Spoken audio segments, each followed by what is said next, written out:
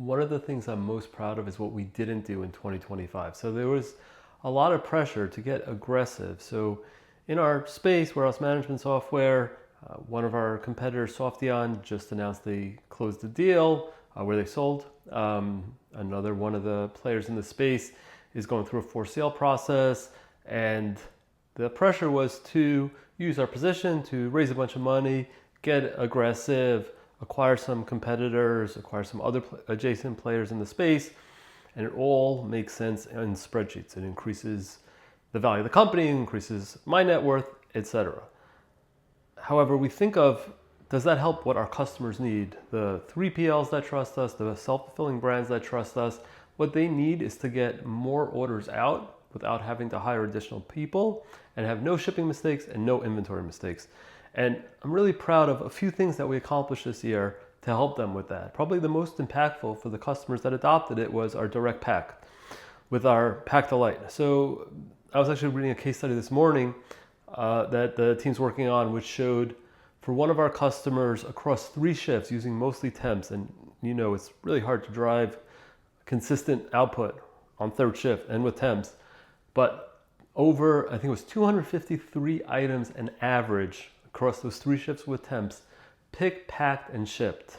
So again, 253 items picked, packed, and shipped per hour on average, which is an insane number, pretty much impossible to get any other way. And it only works for those fast-moving products that you can get in a close proximity to the packing station.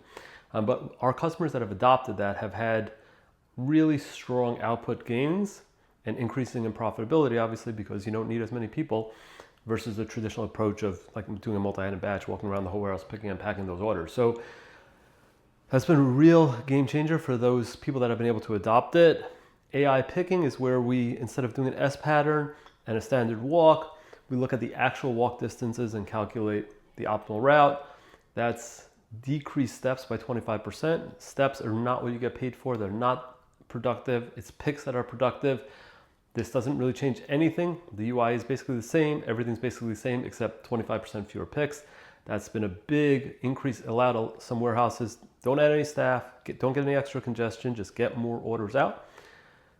Perhaps most interestingly, the customers that didn't adopt any changes, they did the exact same thing in 25 versus 24, still got out way more orders. And that's because the team did 2 initiatives that I didn't think we'd be able to pull off, but we did, which is to predict what customers are going to do and pre-calculate data for them. So the AI agents looked at how we thought the orders would ship. So basically the dimensions of the box and the weight of the box. And this is for customers that primarily do not do first article inspection. So we don't know the weight of the items. We don't know the size of the items.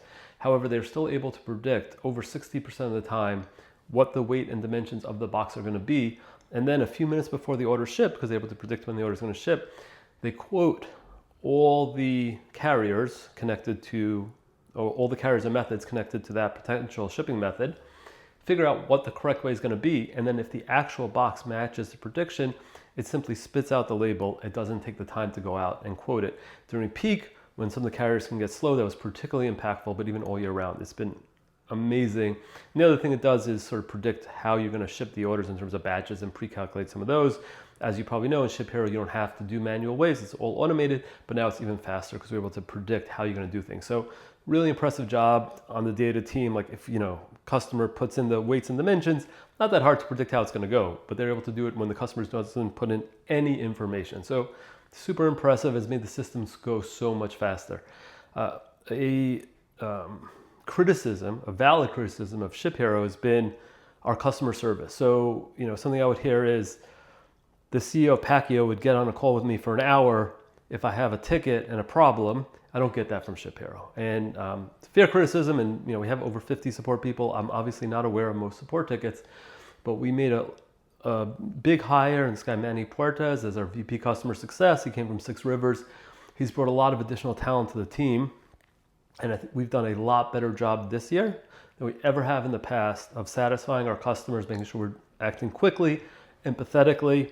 We also added a lot better documentation. So if you check our documentation, it's helpful. And actually, I've been using Gemini to figure out how to do things in ShipHero because I don't remember how to do everything. And it's actually gotten really good at helping me because the documentation has gotten so much better. So there's a lot more for the AI to use. And then we relaunched Ship Hero Academy. So you probably haven't seen it, but academy.shiphero.com has courses on how to do the various things in Ship Hero. So it's not for like, hey, something's not working. It's like, how should I do my automation rules? How should I pick and pack my orders? It's a great resource. It's free. It's available now. academy.shiphero.com. Please check it out. It is really strong. The other main things we've been working on are wholesale, LPNs, brand new mobile receiving. Some of you have seen it, some of you haven't. A lot of new things are coming out this year or in 2026. So stay tuned, really excited. And our customers have been really partnering with us on beta testing it. We've been traveling to a lot of warehouses, working with customers to deploy it. So thank you for all the support in that. And the other thing I want to be thankful for is all the people that publicly talk about Ship Hero. So whether it's LinkedIn, Reddit, forums, you still see a lot of information that's recommendations based on old data. You know, the best WMS in 2020 still gets a lot of recommendations as the best WMS. But I think in 2025, for most warehouses, that's Ship Hero. And I really appreciate those of you who have been out there spreading the word, talking about how Ship Hero has been impactful for your business. So thank you very much. Happy holidays. Best wishes for 2026.